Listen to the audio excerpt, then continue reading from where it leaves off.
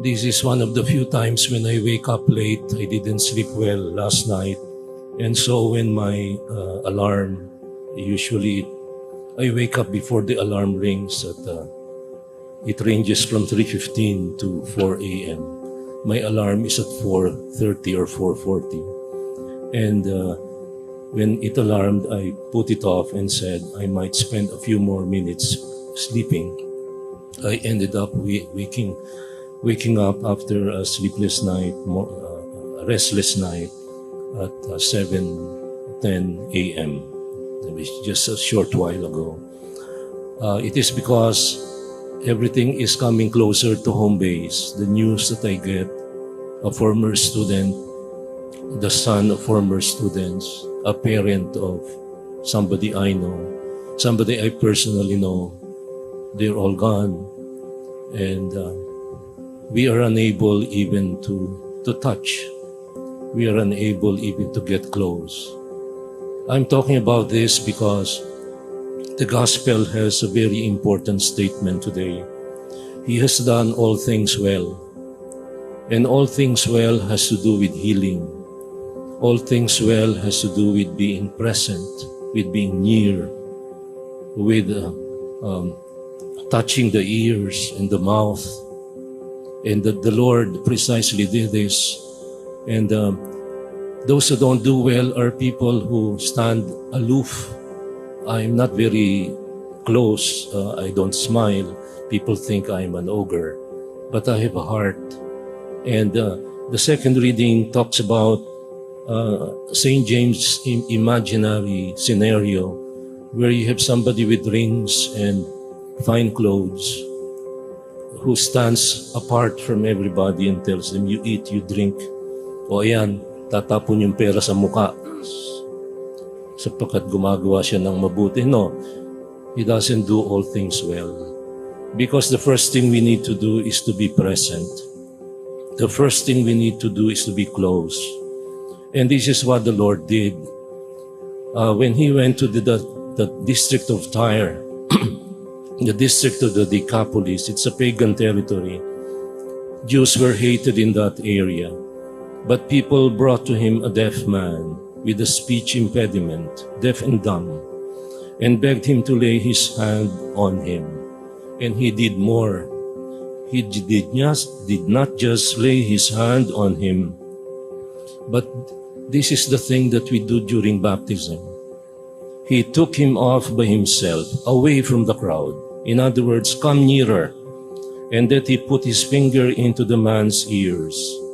And then spitting touched his tongue. During baptism, if you remember, if you've been ninong and ninang and you're a parent who brought for baptism, these are one of the rituals that we do during baptism. The priest touches the ears and the mouth. And what are the two words that are important here? Ephphatha, be opened. And only Mark has another word that is Aramaic, brought to us for posterity, talitha kum. It has to do with touching. It has to do with being present. It has to do with being involved. It has to do with being engaged. And right now, this is what we cannot do. We cannot even enter the church and touch the Lord physically. We cannot even be close to each other. When the son, my former student too, but the son of my former students 32 years ago, he's still enrolled in Don Bosco Mandaluyong. Last week he got this Ethan Gerard got this very, very rare sickness, Guillain-Barré syndrome. And seeing the pictures in social media, what is the natural thing you want to do? You want to go there and touch. Why? Because when we are in pain, our mothers would touch where it hurts. Does it hurt here? And that touch already is healing. Even if you continue to be in pain, a mother's touch is a healing touch because we are made as human beings to be involved with each other, to be engaged, and to be caring for each other. Something that we do not see in our governments all over the world. They just make budgets. borrow money and spend it together with Chinese, and throw away the money of the poor, borrowed to be paid for by your grandchildren in future. The Lord tells us, no, this is not what the vision of the gospel is all about. And I would like to tell you, Ethan Gerard, Iggy, I'd like to tell his parent, his father Gerard, and his mother, I grieve with you. And his uncle, the older brother, was my student 30 plus years ago, Jem. I grieve with you because we cannot be near, we cannot be close, we cannot fulfill what the Lord has done so well. Ephatha, talitakum. But we are close to you at heart in prayer. We are close to you because we are Christians. Christian is our surname, all of us. And to be a Christian is to be involved with others, engaged, to be close, in prayer, if not in physical terms, because this is what the Lord has done so well.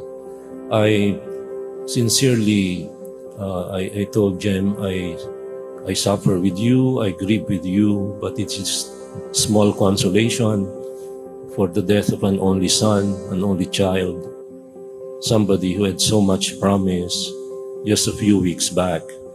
But the Lord has given and the Lord has taken away. But this same Lord, He tells us today, is one who tells us personally right now, right here, Ephatha, open your mouth and your ears. Listen to the good news of salvation. Listen to the promise. And the promise that the prophet in the first reading told us has to do with precisely what the Lord has done. The blind will see, mouths will be opened. And if you still ask me right now, what is there for me to do with the impossible things that we cannot do right now given the pandemic, where, well, the blind man and the deaf and the one who could not speak was healed by the Lord. He touched his ears and his lips and his tongue, and immediately the man's ears were opened. But then, what did he do? The more he ordered them not to, the more they proclaimed it.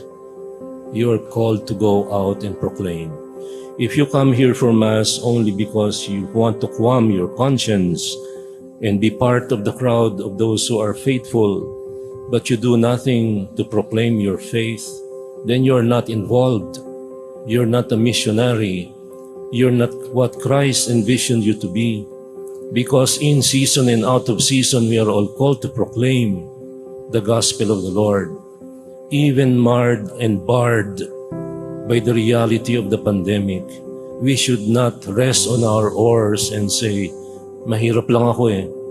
Wala akong alam eh. Ito lang ang kaya ko. No, that's an excuse. You're a cop-out. You should go there because that man who was deaf and dumb for years probably knew nobody. He was a nobody.